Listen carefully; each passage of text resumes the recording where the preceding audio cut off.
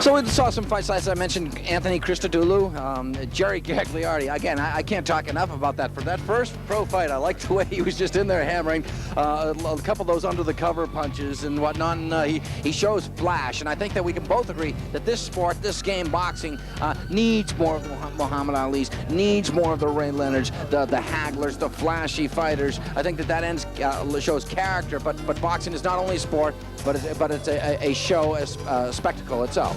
Oh yeah, Coach. When you're talking about Cassius Clay and Leonard, these guys are the ultimate of boxing. They not only were great boxing, great showmen, and had probably the greatest boxing ability of all fighters. But they were game. They were great punches. And they're everything a fighter could ever possibly want to be.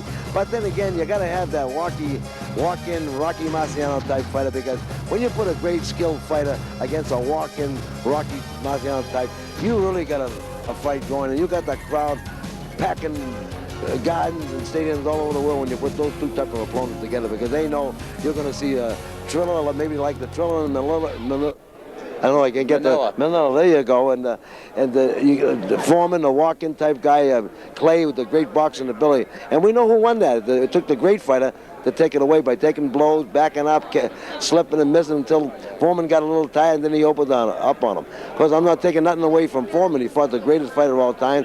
Better than that, he came back as an older fighter and became a champion again. So he was always a great fighter, and he just in with a better opponent at that time.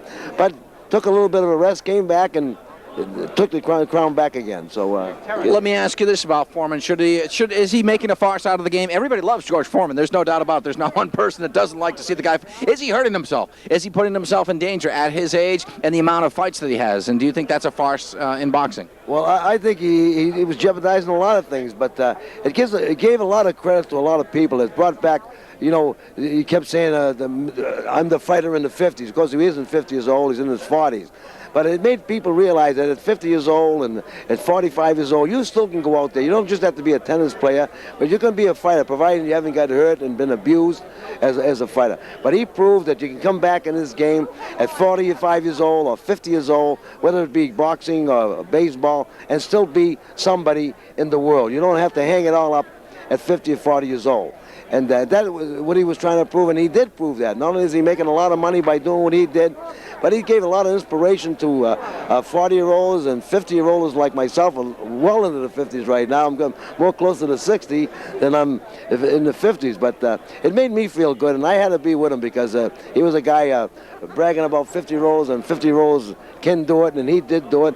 And not only that, but he had a lot of people like me. I think he had more than half the world out there cheering for him. And he was a very comical guy, a great speaker, and he shows an awful lot of class as not only in the ring but outside the ring. And now we're seeing him on commercials, and it's sort of kind of exciting just to look at this guy because he seems to be that old big Uncle Remus there telling stories and making everybody laugh and bringing in some humor into life with society, and that's great. Coming from where he came from and coming back and now on TV with commercials and just being that jolly guy that he is. Yeah, to put it into perspective, it's like Nolan Ryan retiring for 10 years and coming back and throwing no-hitters or winning the Cy Young Award. But there are some fighters I think stayed in the game too long. One was Floyd Patterson, and another was our dear Muhammad Ali.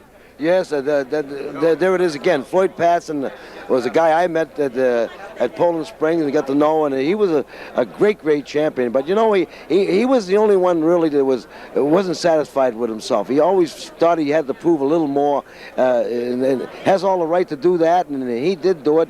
But there's a time when you got to let them type of fighters know that you are great. You've shown the world that you're great, and you don't have to prove any more to anybody else. So sometimes you have to say you've had enough. You've got to stop doing this.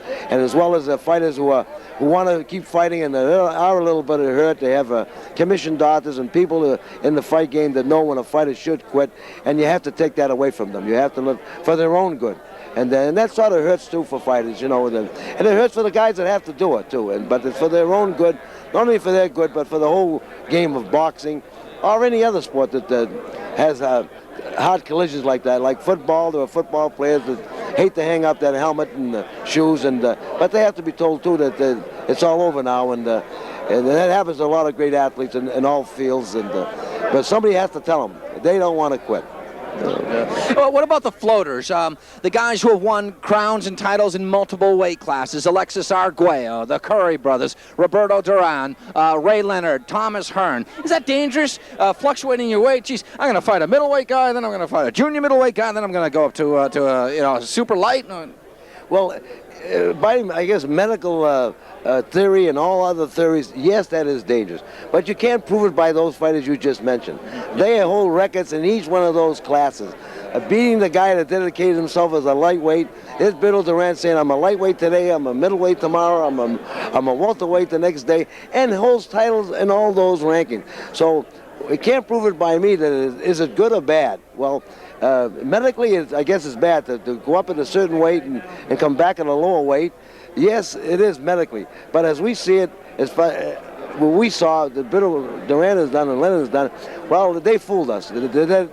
As far as they're concerned, it's good for them. They have done it, they have won with it, and I guess there's nothing wrong with it. And we're going to see Durant fight again, I've heard. And I don't know, I think it's, if the commission thinks that he should stop boxing and the people in the boxing game, he could just change his name. Saw that something wrong with him. I think that would have stopped him. I think he's still a tough guy and still has the right and ability to take another shot at it. Great. He's Paul Stivaletta. I'm John Horrigan. He's Peter McGowan. We have 3 more bouts on our card. We'll be right back. You're watching Celebrity Boxing on ABT.